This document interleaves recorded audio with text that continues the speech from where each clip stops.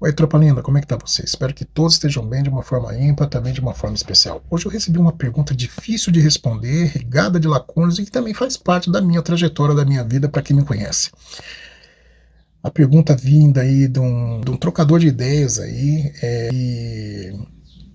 através dos comentários, e uma pergunta que gera muita polêmica e muita discussão, e discussões até infundáveis, porque a Bíblia não é clara sobre isso. Como eu disse, o que é para Deus e o que é dos homens é dos homens. Mas vamos lá à pergunta.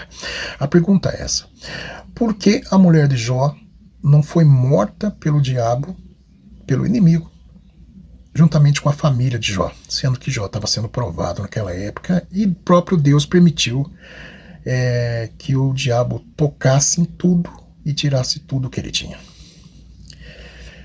Existem debates teológicos aí, muitos debates aí de pessoas curiosas também que falam que o diabo viu a mulher de Jó como uma aliada para poder ser usada como artifício para derrubar a fé de Jó e fazer Jó perder o temor contra Deus.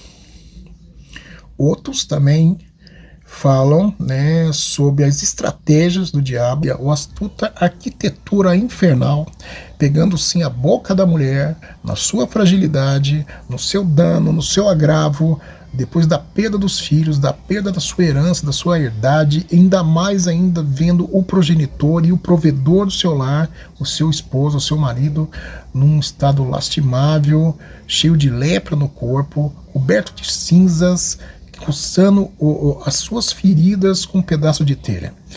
Deus, ele jamais permitiria que o inimigo, que o diabo, ele tocasse e tirasse a vida de Jó, como ele mesmo deu a ordem, e a ordem dele é suprema. Deus, ele tem todo o poder, toda a onisciência.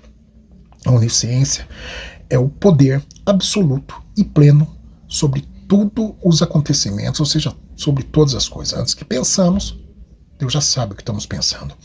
Deus, ele trabalha nos seus dois maiores fundamentos. E quais são esses fundamentos? O seu querer e o seu permitir. Tudo acontece com o querer de Deus ou com a permissão de Deus.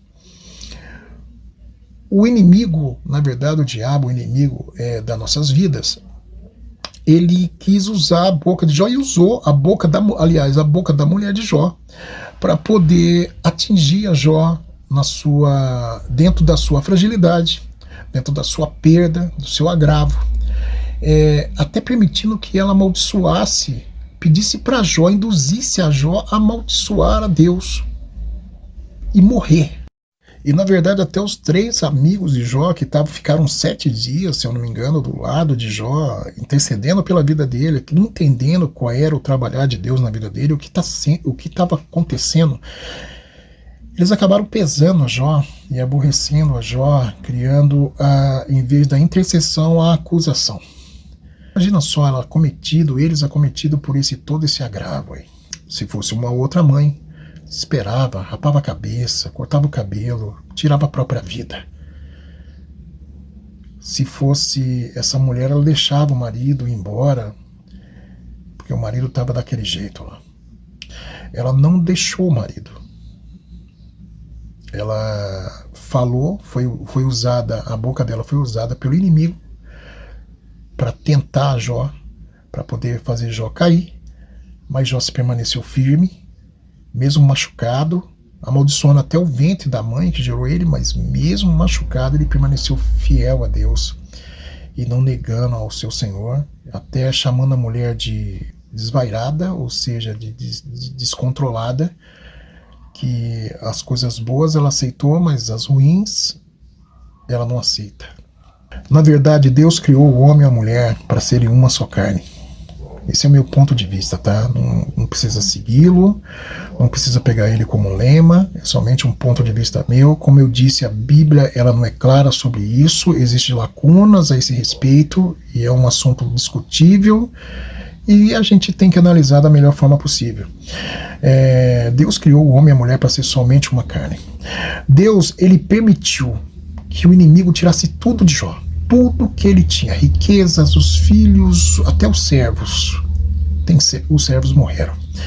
Mas ele só não permitiu uma coisa. E aí que está o X da questão. E aí que meu ponto de vista ele aponta para isso. Ele só não permitiu que não tirasse a vida dele. Ele e a sua esposa eram uma só carne. Eles estavam unidos para ser um só. Deu para entender isso? Se tirasse a mulher de Jó, tocaria em Jó. Tocaria na vida dele. Eles são uma só carne, uma só existência. A liberdade dos dois, através da ordenança de Deus, era somente na morte. E os dois estavam vivos. Ninguém abandonou ninguém. Se ofenderam e continuaram juntos. Mais tarde, sabemos que a história, que depois que passou Jó a sua aprovação, Deus lhe concedeu filhos melhores do que ele tinha, e a riqueza 7 vezes mais do que ele tinha, com a mesma mulher, com a mesma esposa. O casamento, como se diz, se eu não me engano, em 1 Coríntios, Paulo fala sobre isso, que acho que é 1 Coríntios 7, ele fala sobre o casamento, que a mulher não deve deixar o seu marido, e nem o seu marido deixar a sua mulher, a não ser por coisas, que 2 pontos que Jesus ele não permitiu, mas ele abriu uma janela para que isso aconteça, caso não havesse conserto. E Deus, na verdade, em Malaquias 2, capítulo de número 16, Deus é claro para falar que Deus abomina o divórcio. A mulher de Jó e Jó eram uma só carne. Eles estavam unidos pelo matrimônio, pela base inquebrável, a qual Deus não permite que nenhum homem e nenhum ser, nem nos céus e nem na terra, toque, que é o casamento. O casamento é algo fantástico, é algo responsável. Um dia, conversando com um pastor e grande amigo da família, ele falou assim que a base do casamento ela se compõe no compromisso do casamento. Na verdade, eu aceitei, mas eu tenho algo para dizer. O casamento ele é muito maior do que isso. O casamento, na verdade, é regado não somente de compromisso, mas é regado sobre outros fundamentos, que é o amor, que é a fidelidade, a sinceridade, a honestidade. Ou seja, ele vem com um monte de partículas importantes e inegociáveis para ele se manter fiel e se manter de pé. E o mais importante, o casamento tem que ter como base ou como pilar principal Deus, como pilar e como alicerce sobre a sua existência. E o maior artifício do inimigo, do diabo, sobre as nossas vidas é poder destruir esse plano de Deus chamado casamento. E ele tem conseguido, na verdade, destruir muitos casamentos por aí. Eu não estou mudando de assunto, está dentro do mesmo assunto da mulher de Jó, tá? Mas eu digo para vocês uma coisa.